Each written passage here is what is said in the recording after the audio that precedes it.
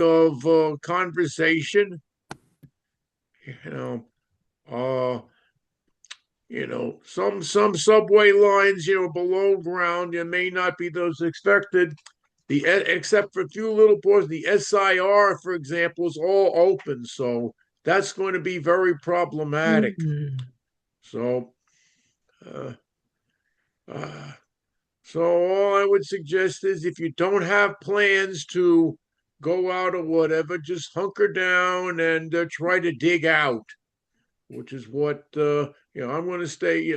Probably, hopefully, by the middle of next week, um, there'll be, there probably won't be any activity. Far as local stuff for me, I just heard from my museum it's going to be closed until Wednesday. Uh, the guy Scott Kleiman, who's representing the corporation that runs both museums, said maybe there'll be some guys from the ramp rats, which will clear up the area outside where the planes, some of the planes are parked. That's all that I can see. Other people should just stay away from the museum, considering stuff like so many activity. That doesn't include the Cradle of Aviation, I assume. No, that's indoors. Yeah, that's right. Also, That's it's obviously going to affect other airport operations at Republic, Greg. Yeah, it probably will. Not to mention, of course, the three big airports in the metropolitan area. There's a lot of cancellations and whatnot. So, one other airport, of course, is Islip Pagotha. That'll be impacted by it. So much on the weather and stuff like that. What I have to say is I'm gonna just put it in passing now. I will make it mention for the latter part of the year. At the board, we decided that the November and December meetings will be held on Thursday. This way we don't conflict with LIST or ERA. So third Thursday. Third Thursday. Thank you, Yes. Pablo. Thanks for reminding me which one it was. You don't have to worry. You don't have to put it in stone right now. I may make mention of this in June and definitely in September. It'll be in the bulletin, yes. It certainly will. I certainly will, put it there. Good news. Thanks, Sheldon. All right, let me just, I'll try to take a few little points of light. Of course, the small thing is the fares have all gone up on the Long Island and other parts of the MTA, and I'm sure Metro North too. So there's 4.something%. I don't think in either railroad the 10 tripper is no longer available. No. Yep. So and then the period of the ticket is now just limited to 4 a.m. the following day, no longer 60-day period. So that's another particular thing. Because they're saying if you have e-tickets or whatever, you have to activate it before you board. Otherwise, it's an $8 fine or something like that. That's even worse. God. Yeah, it's unbelievable. I don't want to start getting on a soapbox about people who walk into the buses and don't pay fare, whether it's on Staten Island or all the other boroughs. I'm not going to get into that. No. I can't go further because that's make a political statement and will violate 501c3. Correct. So yeah, I'm not gonna be talking about that. So that's all I have to say right now. Mike, do you have any small notes to add before I turn the show over to Paul? Oh, well, I just wanted to say hello to some people that joined us, Steve O'Neill and Dave. You. Dave also joined us. Dave Mugadio. Hi there. Welcome. Welcome. Thank you. hello, Mike. Welcome to the RE. Well, Thank you. This is the calm before the storm. Hopefully we got enough yodels and Twinkies at home. Oh, And yeah. coffee. All right. Okay, you gotta, There's a couple of good football games on, so that Oh, might help yes, pass the time. Sunday, right. Yes, that's right. Be on board for that. Yeah, so that'll help. If you don't have to shovel, Thanks. thank God, don't shovel. Joy, I wouldn't.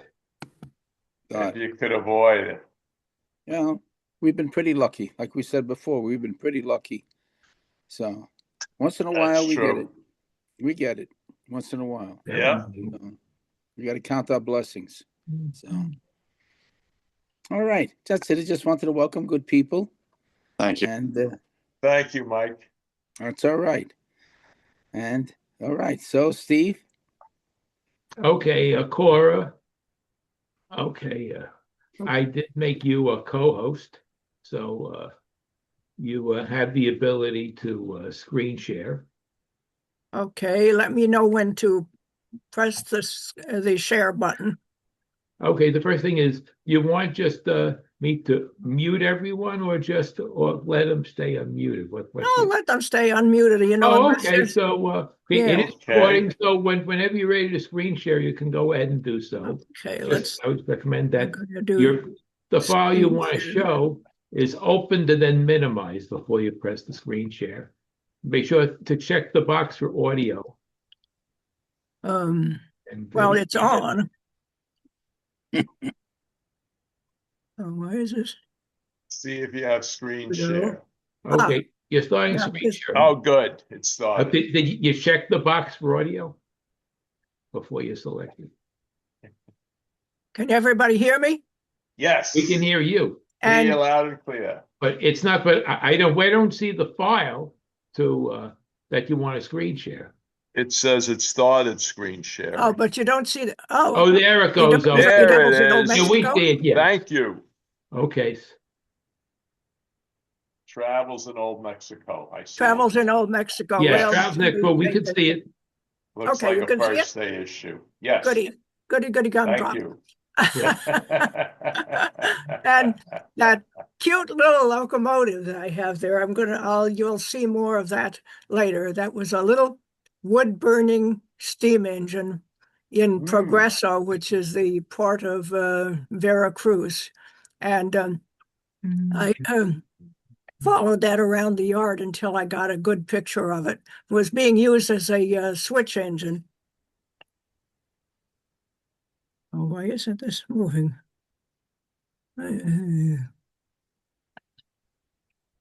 Let's see. Move this thing over so I can see the. It should go when I hit the. Oh, could you, Cora? Could you make it full screen? There you go. I see a map of Mexico. Yeah, I see it. Yeah, but when okay, now it's. I don't know. Yes. This arrow button is working very, very slowly. Oh, okay. I don't know. I've been having a lot of trouble with the computer. I mean, what else is new? now we have a map. It's really good, this map. Now this shows the principal rail routes through Mexico. There's the West Coast route, which comes in from the U.S. at Nogales. And Nogales, by the way, means walnut trees.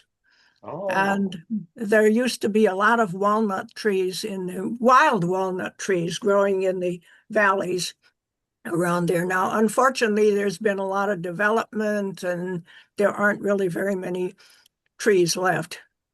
Let's see, I can move this down a little bit. Now, there's a kind of subsidiary route that comes down out of Tijuana. It comes across at Mexicali. Those are sort of mirror images of each other, Mexicali and Calexico, which are on the border between California and Mexico. And that comes down and joins the West Coast route. And that West Coast route is the one that used to be owned by the Southern Pacific. My Oh.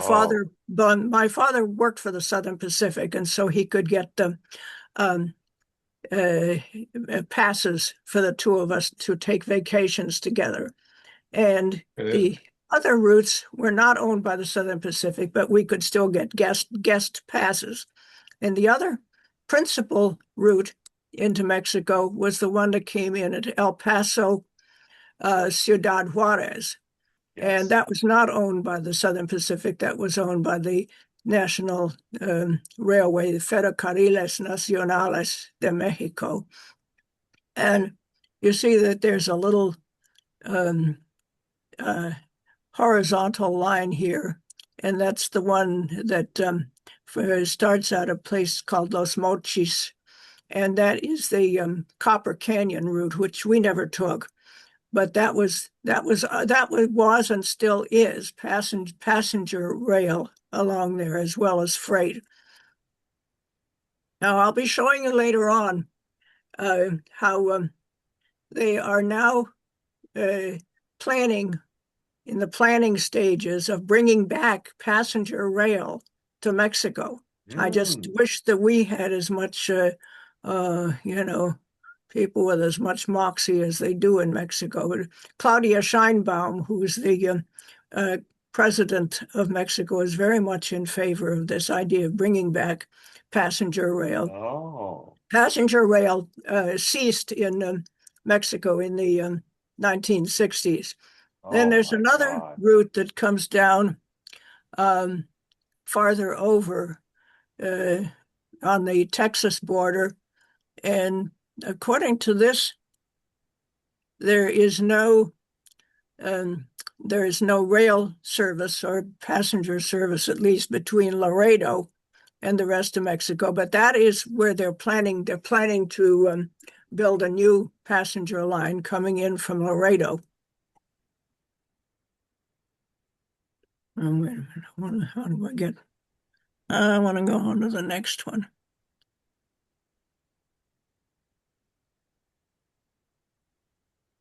Okay, now here is the map that just shows says the Southern Pacific Railroad of Mexico. It's the Sud Pacifico de Mexico.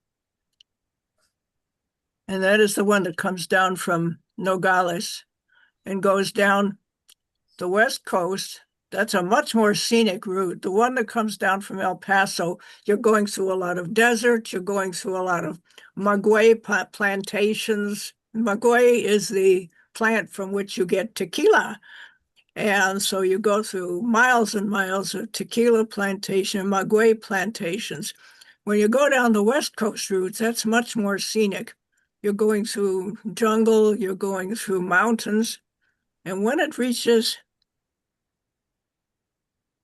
the state of NYRRE and the town of Tepic, it takes it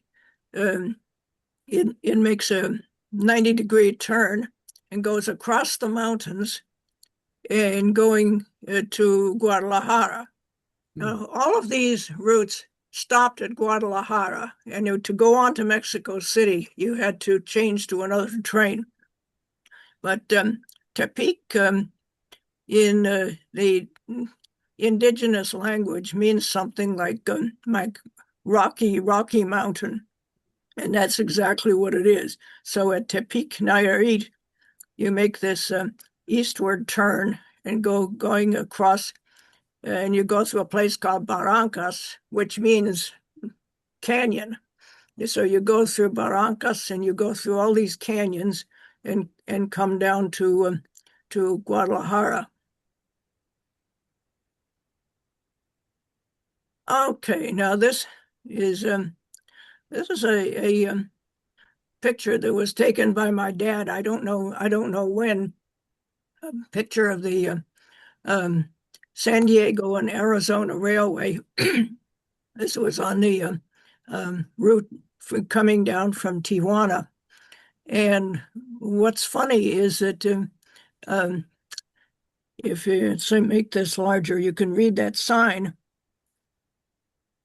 It actually uses that very common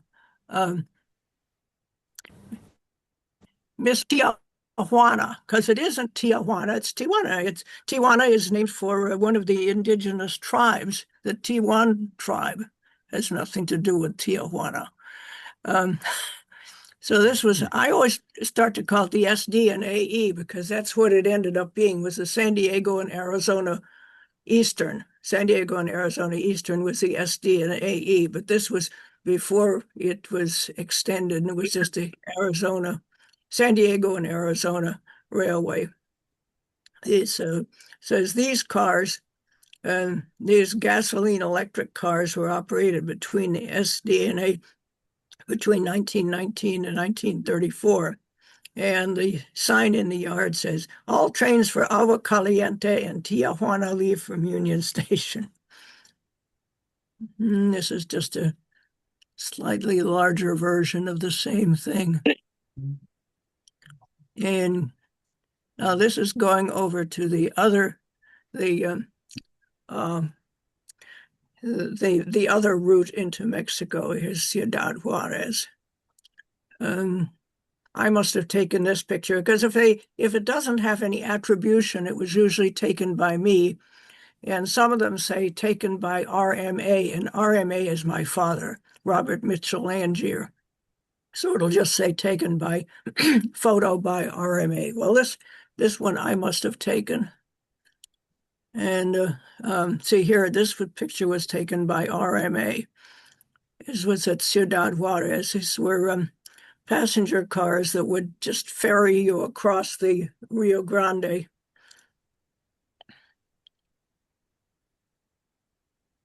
And here is a picture of the little bridge with an electric train going across the going across. And, they didn't check on your immigration status and all of that. People went back and forth between Mexico and the U.S. And, like you'd live in one place and you'd work in the other. Nobody paid any attention. What they did do, in some of the later trips that we took, they demanded that to come into the U.S. that you have a smallpox vaccination. And if you couldn't produce documentation showing that you'd been vaccinated against smallpox, they would vaccinate you right there. A nurse came through the train. And so I got vaccinated for smallpox. And have you been vaccinated for smallpox? No, I haven't. Okay, here you go. Stick it in your arm. And bingo, I'm vaccinated. And then they also had a problem with hoof and mouth disease among the cattle. And I don't think people could get hoof and mouth disease. I think only hoofed animals. They just get a foot and mouth disease. Foot and mouth disease, yeah. Yeah. So anyway, when you got on the train, there was a little box of sand and you have to shuffle your feet around in it before you got on the train. And I don't know what this was or who took this picture. The only reason that I included it was that it showed what the trains looked like. I don't know what's going on there. People, whether there'd been an accident or what people were doing on the tracks, or maybe they're just, maybe the thing is just, I think what's going on there is they're just loading the train. There's no real platform. Moctezuma was a town in the state of Sonora. So I don't know who took this. I don't know who took this picture. Yeah, I think that must be it, that there wasn't any actual platform. And so people would just, there's somebody is carrying a big bale of something or other. Yeah, that's what's going on there. People are just getting on and off the train. But it shows what the trains looked like and what the scenery looked like as you go through Sonora.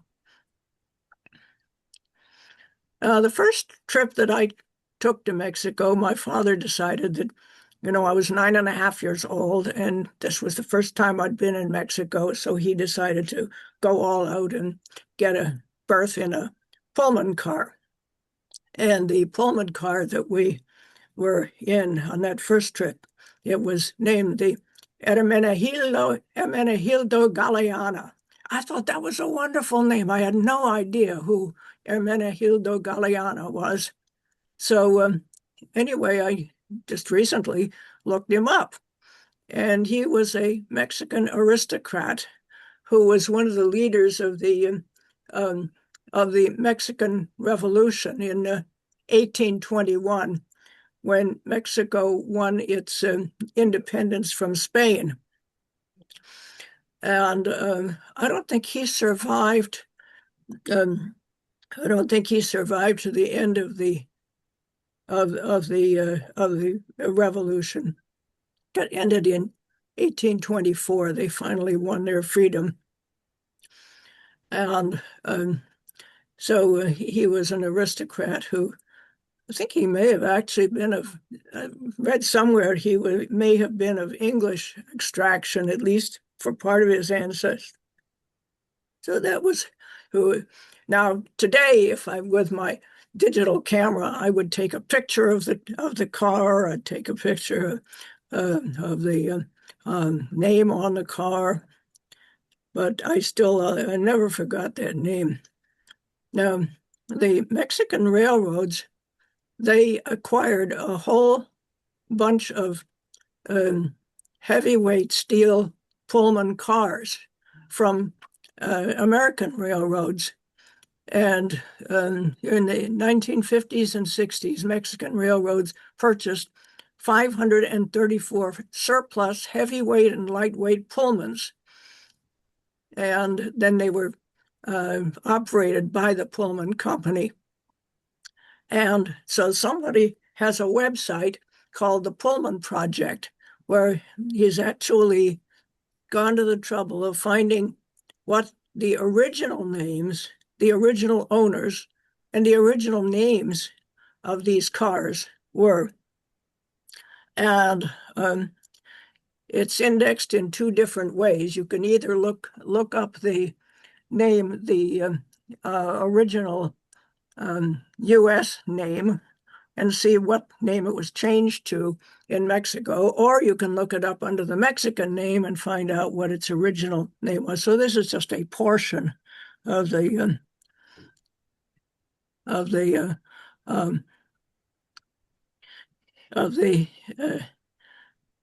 listing.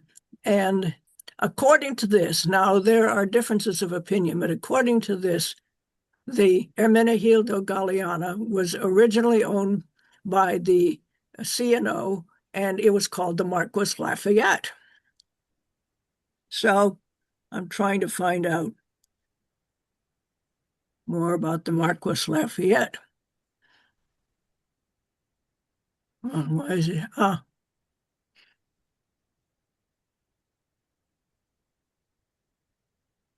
And I could not find a picture of the Marquis Lafayette, but what I did find was a model of the Marquis Lafayette, which you can get for your model railroad.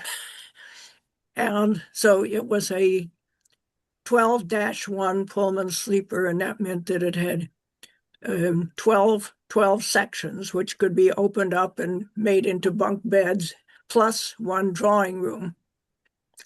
And these were the old-fashioned section sleepers, where they would, where each pair of seats would open up into a lower berth, and then they would pull down the upper berth from the ceiling, and they'd separate all of them by those green curtains, and you'd look down the row at night and you'd see nothing but waving green curtains. And there's a part of a poem by somebody, and I don't know who it is, and I can't find where. I think I saw the quotation in one of the books by Lucius Beebe about railroads. Is green aisles of Pullman cars soothe me like trees woven in old tapestries. And that was what, and I think the poem is called Green Aisles. So this is what it looked like from the outside. So I say, we don't know for sure if it was the Marquis Lafayette, but it could have been.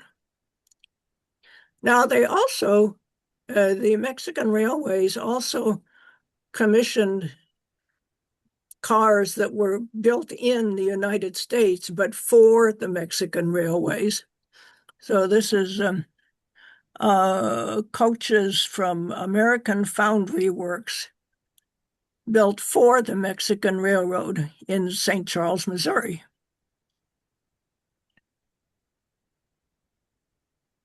And this is just a postcard that I bought. That this is a place called Tula, which is just north of Mexico City, but it just shows what the trains looked like and what the crowds looked like. This was pretty typical of the way it looked. Crowds waiting to get on the train. And this is somewhere in Chihuahua. I guess this is in quotation marks, so I guess this must be written on the back of the picture by RMA is my father. Somewhere in Chihuahua, 2 tank cars bite the dust. You can sort of see the tank cars lying on their sides. It was some kind of an accident. And you're detouring around the wrecked trackage.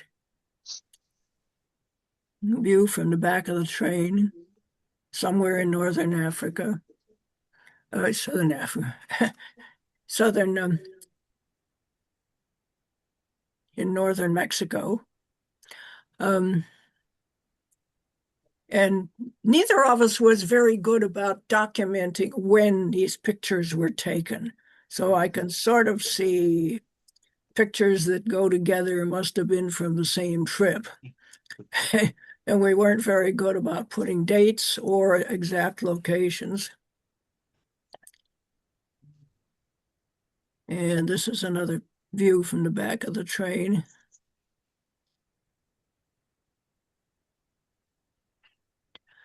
And here's at the station, there's a whole way of life that no longer exists along the trackside. You'd have vendors selling things through the windows. You could buy your lunch through the window. You could buy souvenirs. You could buy things like those serapes that we have. And there's your Coca-Cola sign. No, Coca-Cola signs everywhere. Coca-Cola was big in Mexico. So all of these places, you'll see the Coca-Cola sign. And here over at the left, this man is selling serapes. He has them draped over his arm. And here's another picture at some station, some date. We don't know when. People walking around all over the tracks. Water, you drank Coca-Cola. Yeah, and there was somebody who was the head of Coca-Cola who was Mexican, I think. And here more people is wandering around. There's somebody riding his horse across the tracks. And we're getting ready to leave the station, so people are packing up all the.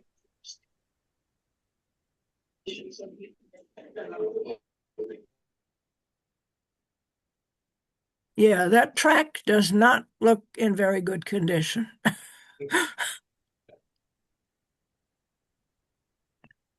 Two men on a horse. And here's a regular market right next to the station. Yeah, all of that is gone. It's like what happened when they built the interstates in the U.S. That they bypassed a lot of small towns. Now that there's no longer passenger trains, and when they do build the passenger trains, they will be high speed. They won't, they'll have air conditioning, so they won't have open windows, and this whole way of life will no longer exist. Station platform, yeah.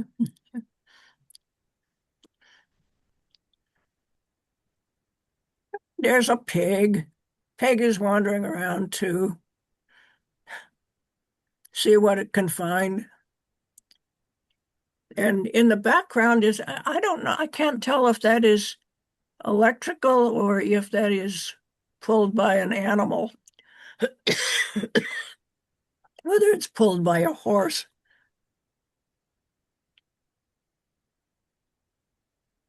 And this is a, gotta get something to drink. This is a station and a hotel somewhere. Washing, I hang out to dry.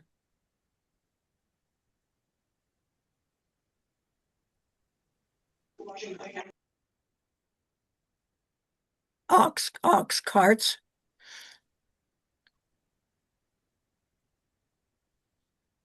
And this is another desert town. I don't know what those sacks of something or other. That he has just either just been unloaded from the train, or it's going to be loaded onto the train.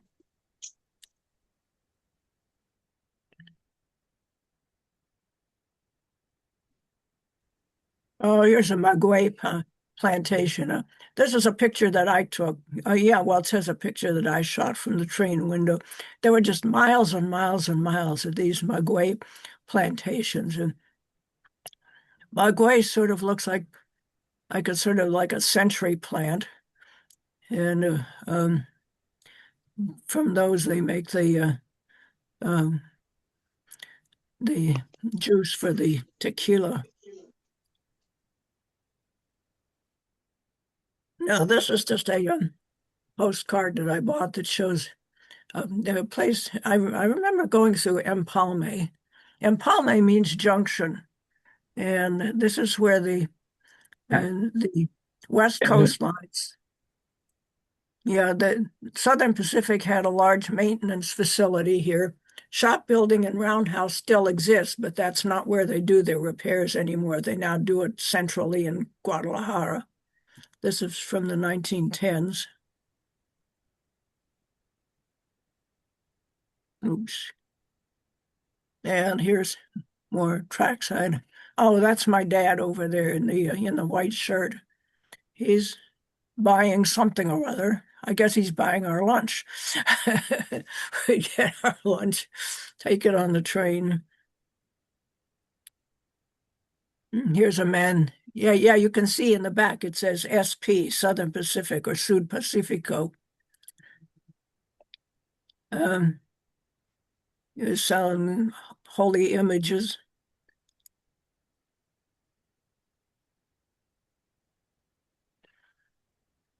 And here I'm taking this picture standing on top of a boxcar. They didn't care if you climbed up on a train. Nobody, even in the US, cared if you climbed up on stuff. My dad and I used to climb up on everything, into everything, up on half-finished freeway overpasses, into storm drains. And nobody stopped us. And in Mexico, it's the same way. Nobody stopped us. So here, I'm taking a picture from the top of a parked car. I mean, you didn't want to. They didn't go You didn't go subway surfing. You didn't want to get on a moving train, but a car that just parked in the yard. Nobody cared if you got up on it. And here's another picture of my dad. He's just bought a basket from somebody, and I guess he's getting ready to pay. His man has all kinds of fancy woven baskets. So my dad just bought one of them, which would be convenient to put all the other stuff we were buying. And here's another trackside scene. And we made a side trip to Durango. And this is outside says a local clinical laboratory. It says Análisis Clínicos, a sign over the over the doorway. And Durango was having a water shortage at that time. So these are two ladies that are dipping water out of the water main in buckets to take home.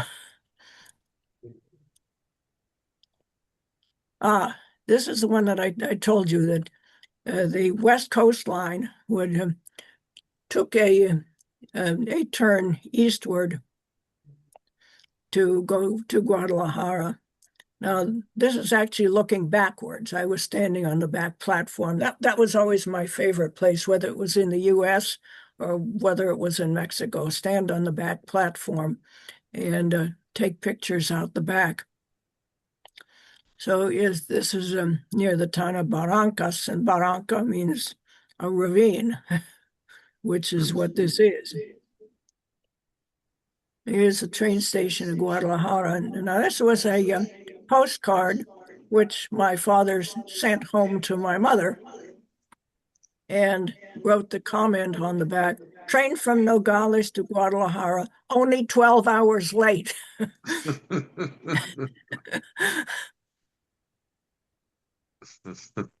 And here's a picture of a cathedral in Celaya, which is just north of Mexico City. And here we are again. And here's a, I think that's a mule pulling that cart. And again, a Coca-Cola advertisement on the back of the car.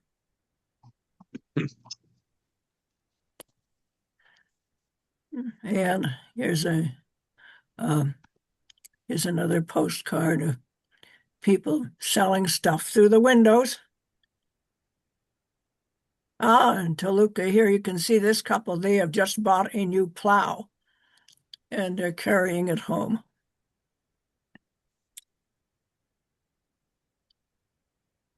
And this is a picture.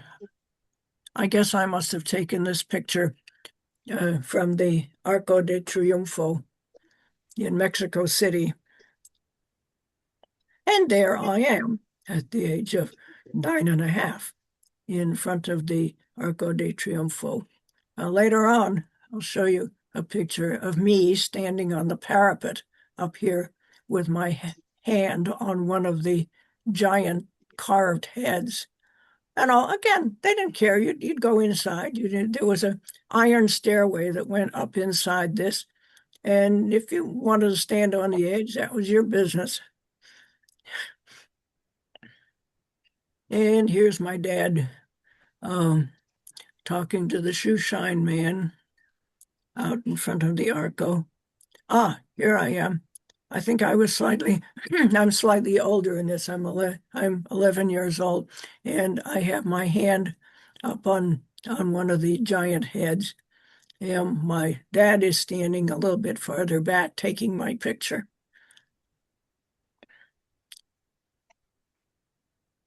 The funeral wreath market. We knew it well because they had a bathroom that they let you use. And as long as we were on the train, we were fine. But as soon as we got off, we would start drinking the water, eating the food, and we would get sick. We would get so sick with diarrhea and throwing up. This would last about 2 days. And then after that, we got all the antibodies in our system and we were fine for the next 2 weeks. But this place we knew very well because they had a bathroom they let you use. And the word for bathroom, I don't know if they still use this term, but it was called the excusado, the place you excuse yourself to. So where's the bathroom? You say, ¿Dónde está el excusado?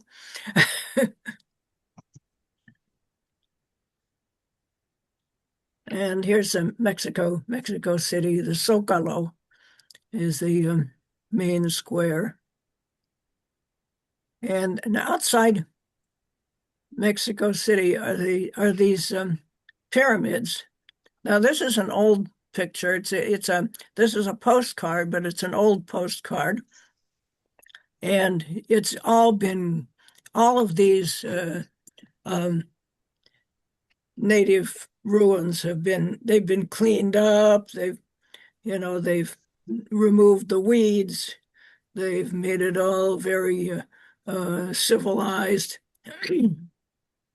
And so these pyramids are known as Teotihuacan. Now, that is an Aztec name, but these are not Aztec pyramids. Nobody really knows who built them. Was some tribe built them. And another thing is, we used to climb up all the pyramids. They don't let you do that anymore.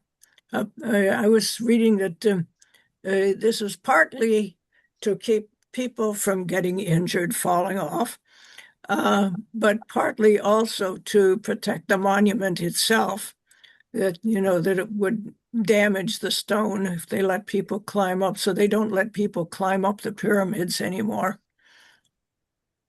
And there are these various heads of winged serpents and jaguars and things. Here's a close-up. The pyramid of the feathered serpent with the rain god and the feathered serpent. And here's the floating gardens of Xochimilco. Mexico City was actually built on an island in the middle of a swamp. And the Aztec was the Aztec capital, and it was Tenochtitlan. And people get those mixed up. There's Teotihuacan, are those ancient pyramids, and then Tenochtitlan is was the Aztec capital. And the floating gardens where you can hire a boat ride through through these canals around these little islands. This is all that's left of what the whole area was once like. Come on, let's go. Here's another picture of Xochimilco, and the metro now goes there. You can take it. I have never taken it. I have not been back to Mexico since 1952. So, but apparently you can take the streetcar out to, or the transit system out to Xochimilco. And here's the Palace of Fine Arts, the Palacio de Bellas Artes, and this is one of the legacies of their building the city on a swamp is that the Palacio de Bellas Artes, even when we were there, to get to the ground floor, you had to go down a set of steps because it had sunk so much. And apparently the whole thing has sunk even more. So it says the original first floor is now in the basement. Now, even when we were there, you had to go down a set of stairs to get to the entrance. And this is just a picture of the metro. And this is, as I call it, the commuter of yesteryear. These are farm laborers with their planting sticks on their way to work. And this is at the train station, and they're on their way to work, and here's the planting sticks. You make a hole and you put a seed in. You make a hole and you put another seed in. So anyway, they're on their way to work.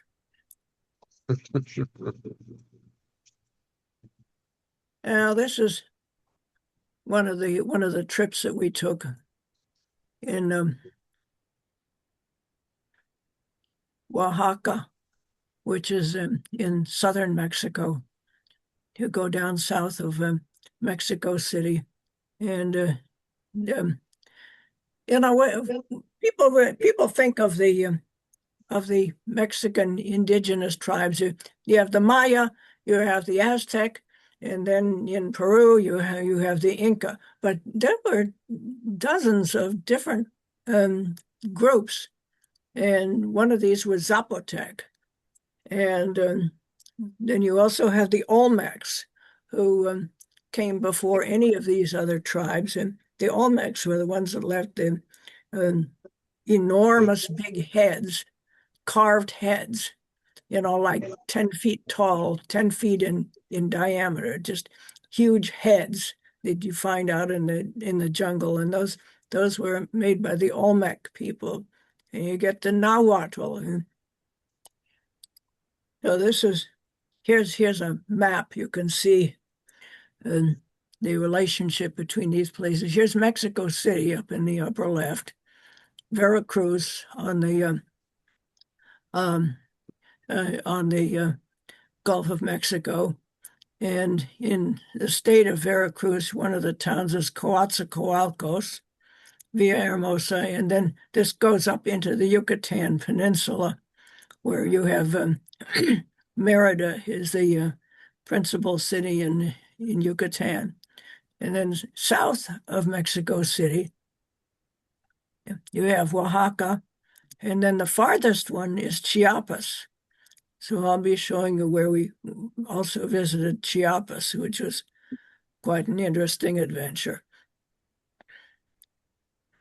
So Oaxaca is where we visited Mitla and Monte Alban. Here's again, I guess I took this out the back of the train, which is what I usually did. And this was a narrow gauge line. And here's a postcard showing the ruins of Mitla, around 1200 AD. Here I am, about 11 years old at Mitla. And here's my dad and me. He's fooling around, pretending that he's holding up the building. And here I am with, this is what we would do when we came to one of these, when we wanted to visit one of these ancient sites. We would simply hire a taxi driver, and he would also serve as our guide. And so we just hire a taxi to go to one of these ruins we wanted to visit.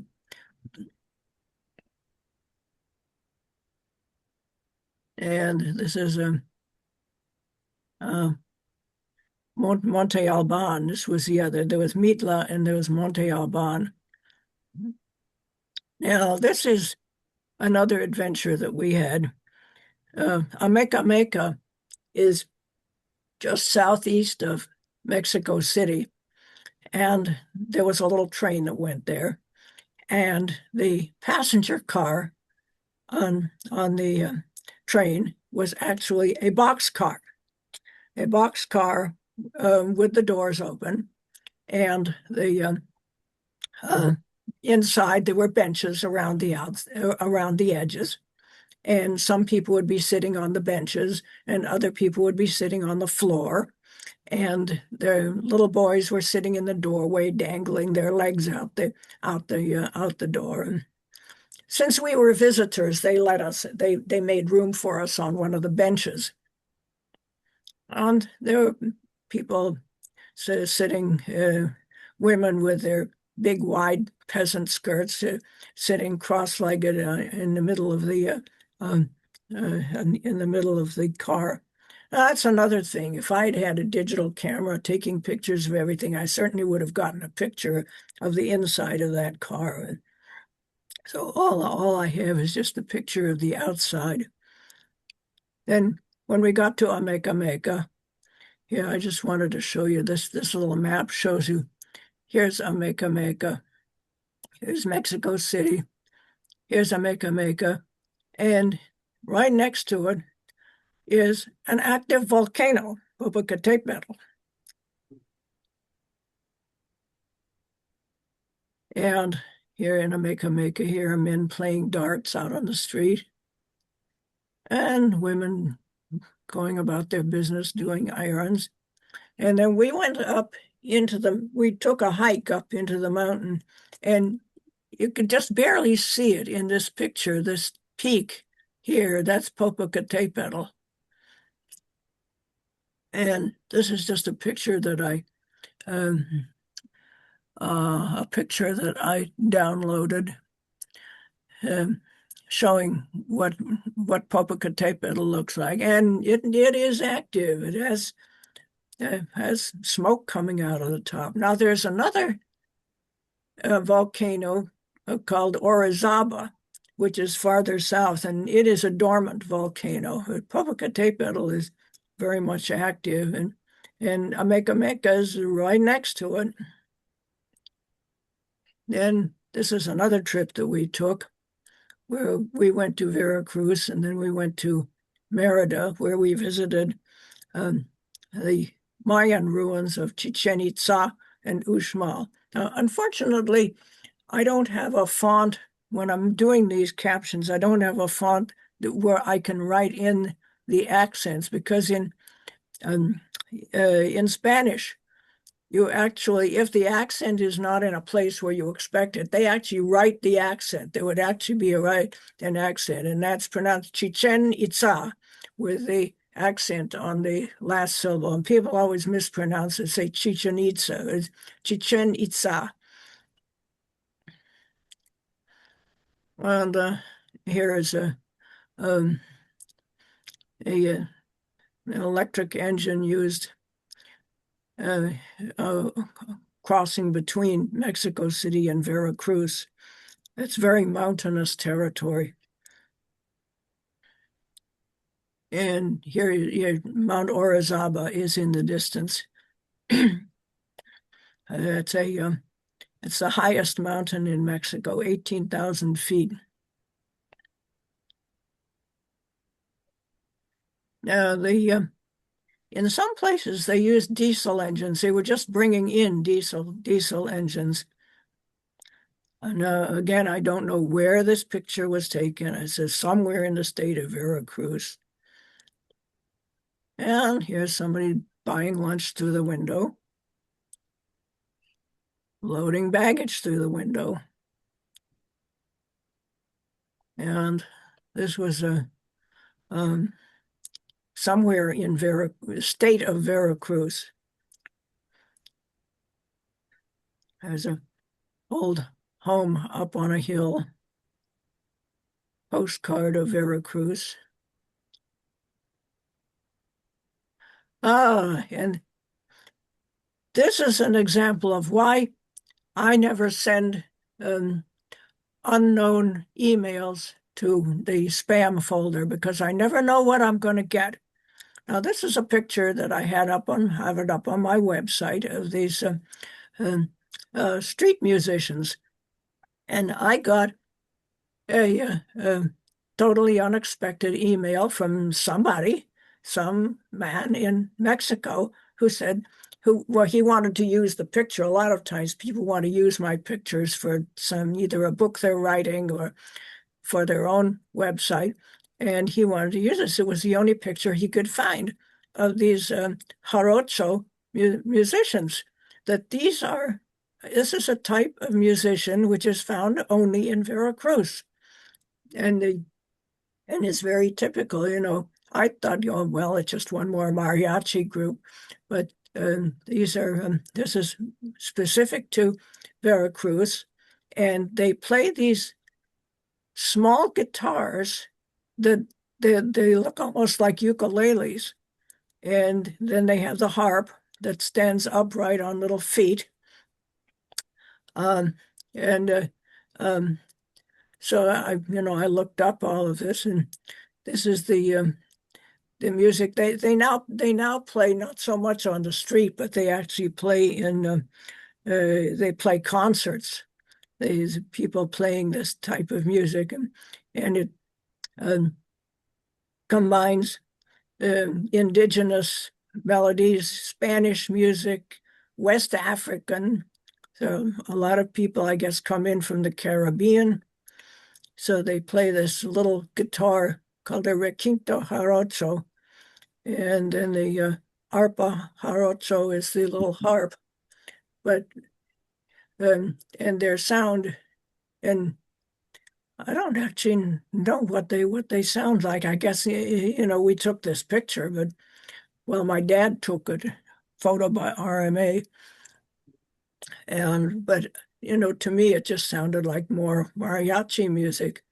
But jarocho, it means like a peasant. And so it is applied to anything from Veracruz. It has come to mean anything that is from Veracruz is jarocho. So I was very glad to find this out, and I only found it out because somebody wrote me an email about it. And here's the harbor at Veracruz, and this was the first of two episodes that we had where we tried to take a harbor cruise and the boat broke down, and they had to tow the boat that we were on. And I don't even know, this is supposedly, this is a postcard that I bought, and I just thought it was a very nice postcard. This is a bridge over the Rio Jamapa in the state of Veracruz, and I just thought it was a beautiful postcard. I don't even know when this was. This this bridge was a 2-foot gauge with grades of 3.7%. Was completed in 1902 and abandoned in 1951. So I never actually saw this place. And I just thought this was a cute postcard. This is somewhere in Veracruz. Postmark 1904. And going from Veracruz to Merida, we had to take the airplane because there was no passenger train going to Merida. And so this was my very first trip on an airplane. And it was a DC-3. And that was the standard plane in those days. And this is at the Veracruz airport. And there's our plane. And this is a view from the plane. My first time on an airplane. And this is a car ferry somewhere in the state of Veracruz. Across, could be in Coatzacoalcos, there's a river, or in Villahermosa, where it's a port on the river, and this is crossing the river, but I don't really know. And here's my little locomotive. This was in Merida. And we were getting ready to go on the little train to Progreso, which is the port of Merida. I think I said it was the port of Veracruz. It's the port of Merida. And we were getting ready to get on the train, so there was no time to be taking pictures. And so when we came back, instead of going right back to the airport, I told my dad I really wanted to get a picture of that little locomotive, and I didn't know where it was at this point, but we figured it seemed to be doing yard duty, and so it would come back. We figured it would come back eventually. Well, sure enough, it came back, and I got my picture, and I think that's my favorite picture of all the ones that I ever took in Mexico.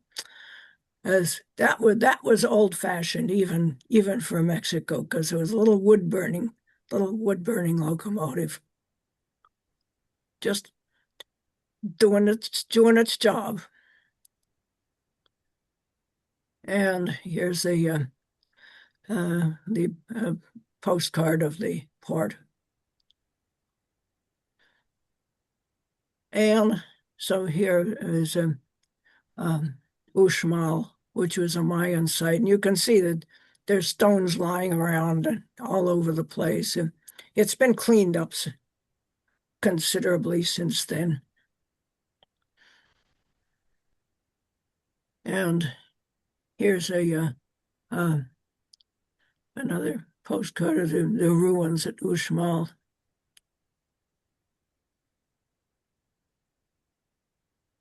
Patio de las Monjas. That means of the nuns. I guess it was a convent.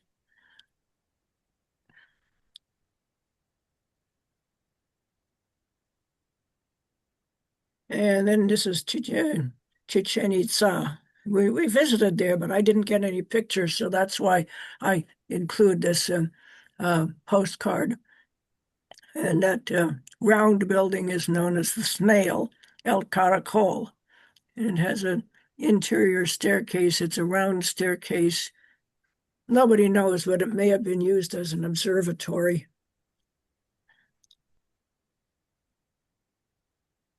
And this is a modern picture.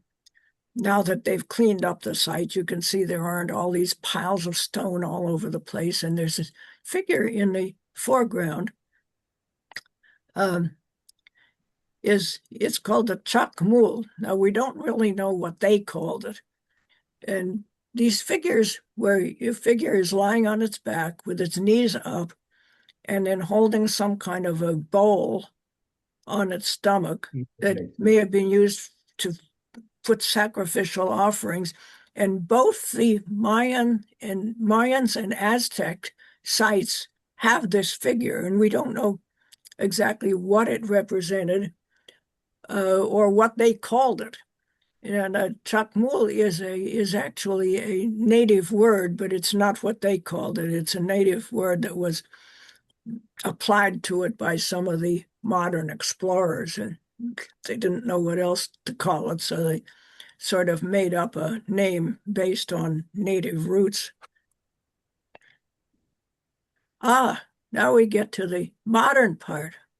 This is something that they only just completed in 2024. This is one of the first.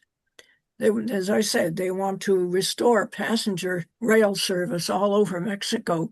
And they've started with a couple of them in southern Mexico, and this is one of them. It's called the Tren Maya, and it links together it links together a number of the popular places. Begins up here at Cancun, and it was where they started building, and then they built out from there, and they've now completed it all the way down to Palenque, which is another historic site that I'll show you in Chiapas. And at that point, it links up with another railroad that they have built. Cancun is interesting because that was a little, it was just a little fishing village, and then developers came in and made it into it's now a major resort. And what I find interesting is that was the inspiration for turning another little fishing village called Puerto Penasco, which I visited. That was also a little fishing village. And they said, if they can do it in Cancun, we can do it here. And it has been turned into a resort. So anyway, there's the Tren Maya, which is you can take it. It appeals particularly to tourists, and it's very popular. And here's the type of train that runs on there. El transporte confiable para todos, the comfortable transport for everyone. And it says it's called the Sinbal. Su nombre proviene de la palabra Maya Sinbal. It comes from the Mayan word Sinbal, which signifies a journey. And so this is this looks like a very fast, possibly a jaguar running along very fast. And so this is a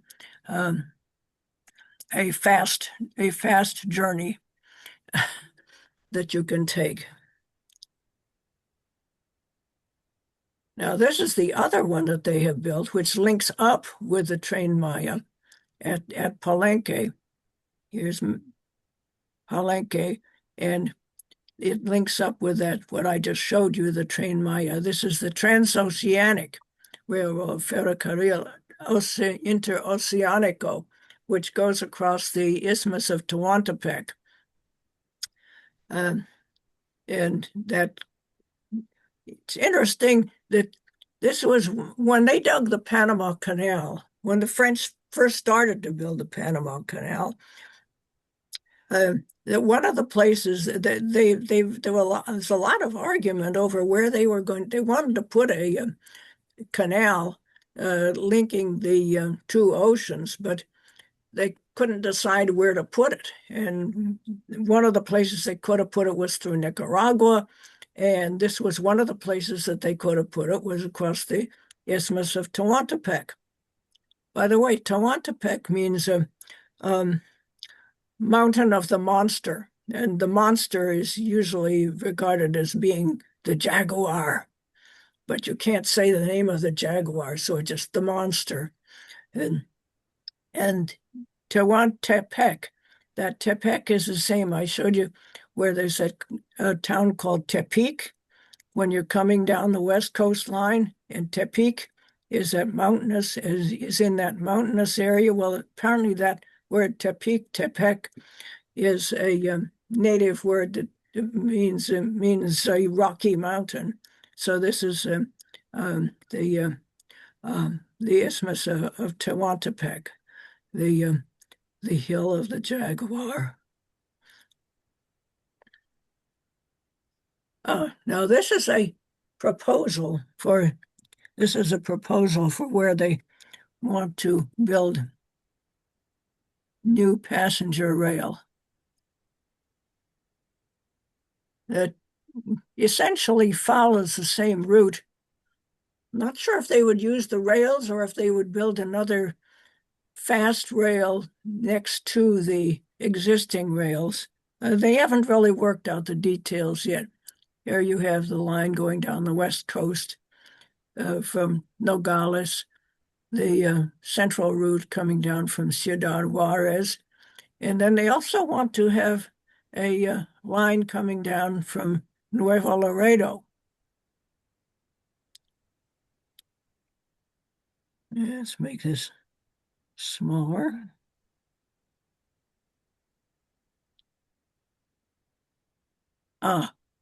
And here's another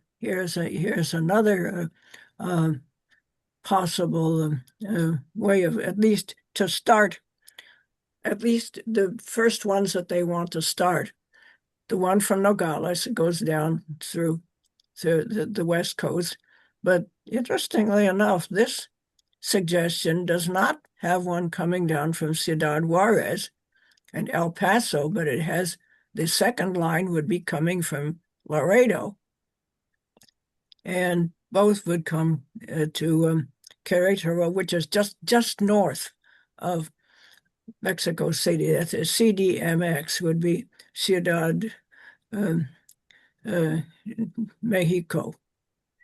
Yeah, I guess CDMX would be Ciudad Mexico City. So just as it would go farther than Guadalajara, the two of them used to meet at Guadalajara, two lines. So this is another suggestion, and they haven't worked out the details yet. So this was another journey that we made, had some interesting side effects. We were going down to Chiapas, and as I showed you, Chiapas is farther south than Oaxaca, and we had planned to go on to Guatemala and visit some of the Mayan sites there. There's some very interesting sites there. Coban, that's one of them, and a couple of interesting ones. Problem was, we got partway there, and it turned out Guatemala was having a revolution. And we decided, maybe it would be a good idea not to go into Guatemala. And we had met this nice young man who was working in Mexico City, but he was going home to Tonalá in Chiapas to visit his family. So he said, why don't you get off at Tonalá, and I'll help you find a place where you can stay and you can meet my family. So that sounded like a good idea. And so we got off and we met his family. There's Javier Lopez Zavala, and I'm not sure if that's his mother or one of his female relatives.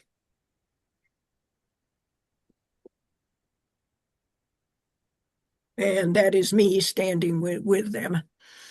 And then he helped us find a little hotel, little pension that we could spend a few hours at. And so we figured, well, we'd spend a few hours there waiting for the train to come back. Problem was, the train did not come back because it had gone off a bridge. Now, we never found out what happened. We never found out whether they whether this had something to do with that revolution that was going on, and whether terrorists blew up the bridge or it just derailed or what happened. But anyway, we ended up staying there all night long. And it was the kind of place, it was one of those traditional Spanish buildings that had a big courtyard in the middle, and then all the rooms were off of the central patio. And not only that, but they locked the gates at night. There were big iron gates, and they locked those at night for security reasons. Well, we were worried about what would happen. What if the train came in the middle of the night and we would have to go and run and find somebody to let us out? Well, we didn't even get undressed. And we just got in a room with one bed in it because we didn't think we were going to be staying there. And we just lay there on top of the bed all night long, waiting to hear that whistle blow. And so then the next morning, we got up, we had breakfast. We had just finished breakfast, and the whistle blew. There was the train outside. And of course, by that time, they had opened the gates. And so we got out, we thanked everybody, said goodbye, and went back to Mexico City. These are just pictures around Chiapas. There actually is a regular little town there with a church and everything, but we didn't think we were going to be there for that long, and so we didn't explore the rest of the city. And we just went. We met Javier's family, and I think we may have bought some souvenirs there. And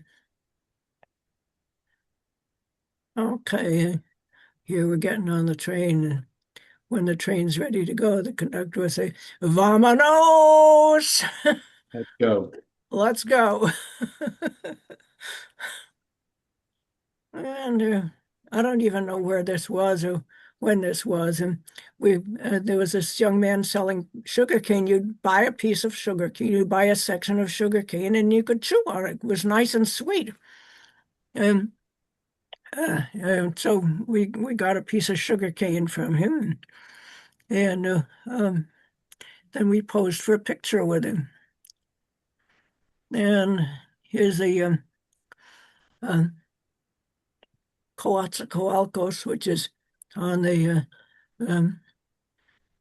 coast near Veracruz, and yeah, look at those rails that they are laid on stone.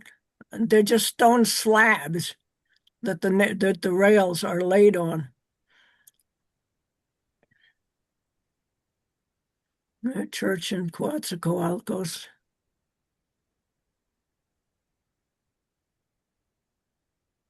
Here's a railroad ferry in Coatzacoalcos across the river that flows through there.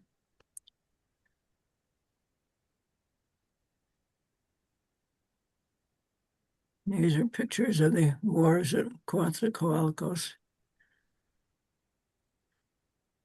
And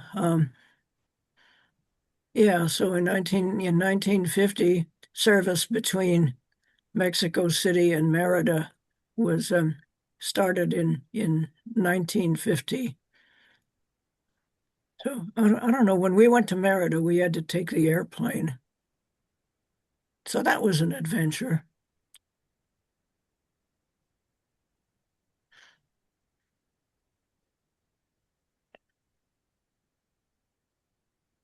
Here's just a picture of the tracks going off into the distance.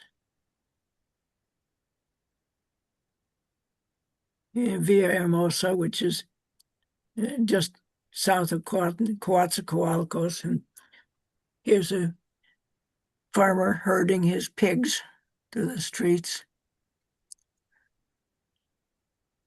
And Tabasco is the next state over from Veracruz. And so there's a river that flows through there, the Rio Grijalva. And yeah, so this guy has a dugout canoe and he's putting an outboard motor onto it. Why not? Here's a river transport.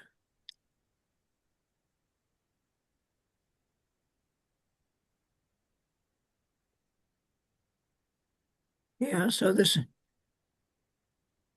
firewood, they're transporting firewood, which can be sold to people for their for local use.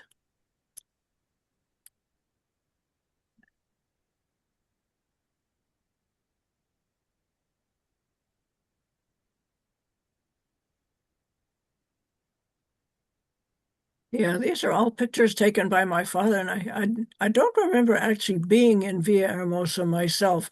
So he made a couple of my dad made a couple of trips down into Mexico before I started traveling with him. I had taken little trips around Southern California, but the first biggie going into Mexico, he had already made a couple of trips. Yeah, so here you can leave your horses. You can leave your horses in this place where you can park them. You can park your horses while you took the ferry across, did your business on the other side of the river, and then came back again.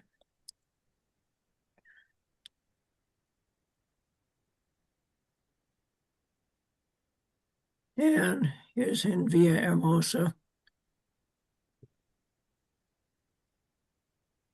In Palenque, that was another trip that my dad took that I was not on. Well, that was my first year in high school. I got a concussion in phys ed class, and so for a year I couldn't really do much of anything. I mean, I stayed in school, but I dropped out of all of my difficult classes. I dropped all my math classes, and my eyes didn't focus, and I had headaches, and so it took a year before I really got back on my feet. So my dad took his yearly trip down to Mexico, and it was actually shortly after that the all the Mexican railways were all taken over by the government, and then eventually they stopped all passenger service. And after that, we started traveling around. We still kept on traveling every year, but we traveled around the United States. And we went to Niagara Falls, and we went to Carlsbad Caverns, and we went to New York City and Chicago and San Francisco. So we did a lot of traveling, but I think Palenque was the last trip that he took, and which I didn't go on. So after that, I never got back to Mexico. So these are pictures that he took in Palenque, which is a very important Mayan site. Yeah, this was just a typical picture. The brakeman, a lot of times the crew didn't wear uniforms, so he's just wearing this sort of flat-topped hat hanging off the side of the car. We took one trip by automobile, so I'm not really going to show you very many pictures of that because I want to get on to the last railroad segment. But my father belonged to the Mexican Chamber of Commerce in Los Angeles, de Cámara de Comercio Mexicana de Los Angeles, and he belonged to it. And they mostly spoke Spanish there, and well, most of them spoke English also, but they conducted all their business in Spanish.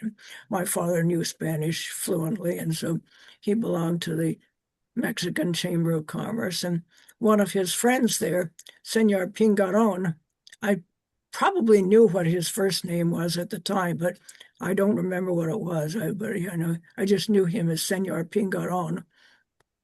And he was going to drive down to Mexico, outside Mexico City, to visit his family. And would we like to go with him? Well, yeah, sure, of course. And so that was the one trip that we did take by automobile. And we went through Arizona and saw some of the sights there, and then went on down to Mexico City, and then he left us off there, and we did some sightseeing, and then took the train back to the U.S. So this is on the road to Zacatecas. That's outside Mexico City. And here I am next to the same roadside cross. And this was funny because apparently they must have been working on the road. They had a very nice modern road, but they were doing something on the repairs, and there were these detours. That we would have to ford rivers and go on these little wooden bridges across the rivers. And there would be a sign that would say desviación, which would mean detour, which means de-roadification, desviación. And so that was the title that he wrote.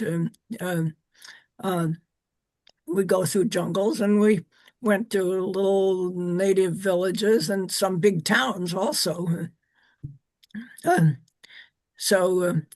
This is one of the little rinky-dink bridges that we took to go through. Anyway, I've always thought that was sort of funny. Desviación would be a sign. Okay, well, this is the last trip that I ever took to Mexico, and by this time, see, this was in 1952, and the West Coast Line, which had belonged to the Southern Pacific, it was sold to the Mexican National Railways in 1951, and so this was a fan trip that was organized by some organization. I don't know which one it was or who it was. And we went down from Los Angeles through San Diego. And then here's a map. That here is, we went as far as Puerto Penasco, also called Punta Penasco, which is on the Gulf of California, but it's not on Baja California. It's on the mainland. It's in Sonora, and you can see in red where it says Puerto Penasco, and that where it's the name is in red. So we came down here from San Diego. Here's the Salton Sea, which is on the other side of the mountains from San Diego. So we came to Salton Sea, went to Calexico, Mexicali, and went down here. And here we're waiting on a siding for the main train to go through, for the express to go through, and the conductor is consulting his schedule. And here up in the air, you can see an airplane.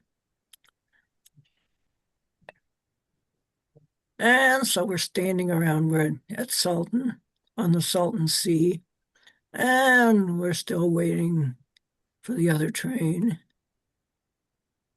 And a puff of smoke appears on the left above the track. Ah, it's coming. And there it is. So it comes roaring by on the main track. Yeah, this is a stop somewhere in Mexico. And we were being pulled by a diesel engine at that point. Stopped somewhere in Mexico.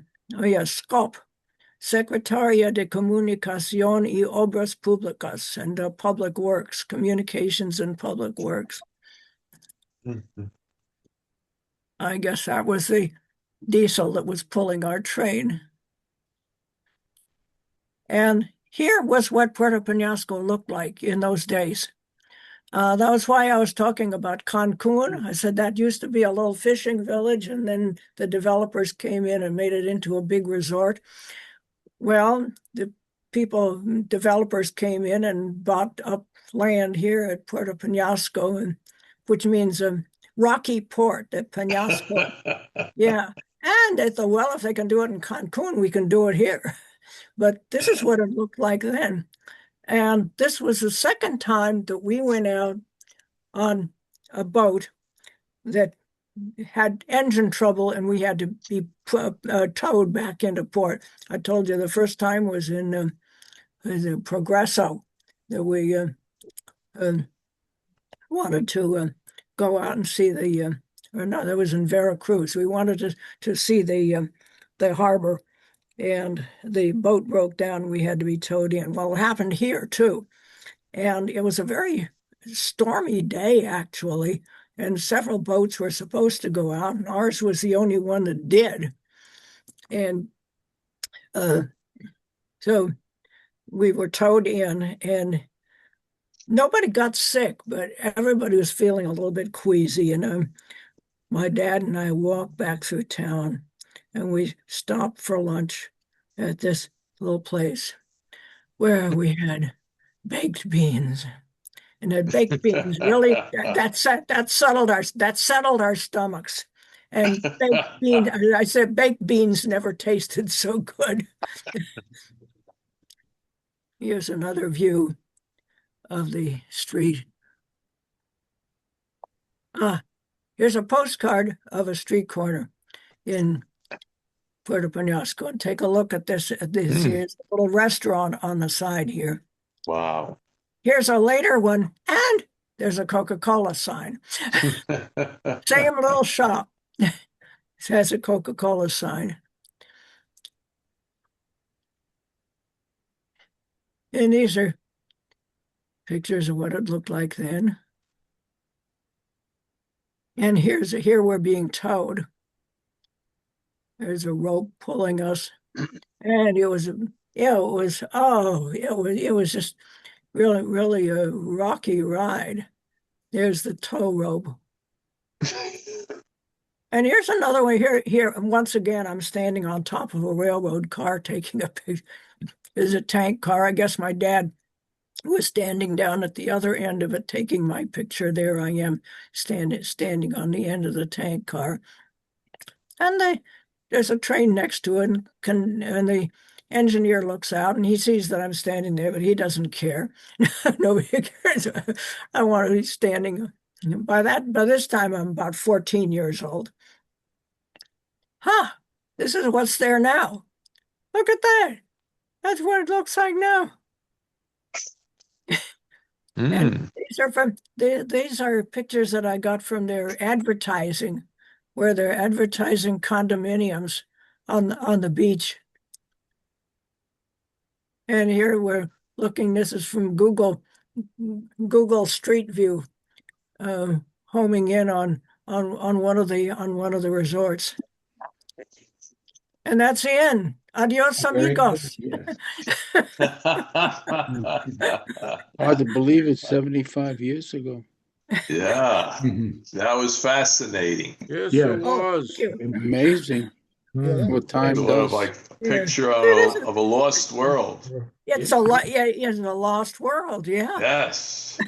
Boy, what a treasure! What a real treasure trove here, Cora. Wow. Yeah. It's a long time ago. That should be archived. Yes. That's how important I think this program is. A real Well, glimpse into a I real hope, glimpse into what. I hope you are recording this and that'll be up on YouTube. Yeah. Yeah, that's yeah. true Yeah. for posterity. Yes. It can't be duplicated. No. Okay. You got to be One of there a 75 kind. years ago. Yeah. Yeah.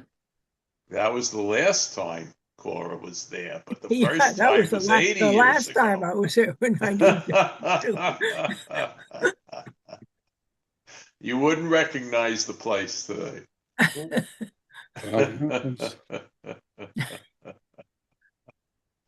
Thank you, Cora. That was Thanks, Cora. excellent. Yeah. Very Yeah. good. I'm glad you enjoyed it. Oh, yeah. Very much. Put us in a nice, warm frame of mind. Yeah, warmer place than here. Yes. What time does? Oh, yeah. Well, every once in a while, somebody wants one of my pictures. Like that was how I found out about that the jarocho music in Veracruz. Oh, It's just somebody yeah. sent me an email. So that's indigenous to Veracruz. Yeah, indigenous to Veracruz. Yeah. Oh, excellent. I'm familiar with the mariachi bands, but not the ones out Yeah, of well, Veracruz. I guess it's a sort of a subset of Yeah. mariachi. Yeah, but When you come, I think yeah, I think mariachi also has um has its own meaning. It's like the gaucho music, and yeah, that's right. The gaucho music of Argentina. yeah. Excellent. Very much. Well, I guess I can turn on the stop share Yeah. now. Yeah. Okay. Yes, you can stop screen share. And Yeah, stop the hopefully screen. they'll bring back passenger rail service there in a Oh, timely fashion. I hope they do. Yeah. Yeah, Yeah. that was a huge mistake, doing away with it altogether. You'll go back, Cora? I would like to go. I would like to go back. That would be excellent. Yes. I think they're probably Mexico City obviously has an extensive subway system. Oh, yeah. Oh yes, they have a. I didn't even get into that because Right. I haven't been there, but I've seen pictures that they have a very extensive commuter rail Yes. service. Yeah, Now hopefully they'll go back to intercity rail. yeah. Well, it sounds as if they're more committed to their passenger rail than we are here. Oh, okay. We'll keep our hopes up. That's south of the border.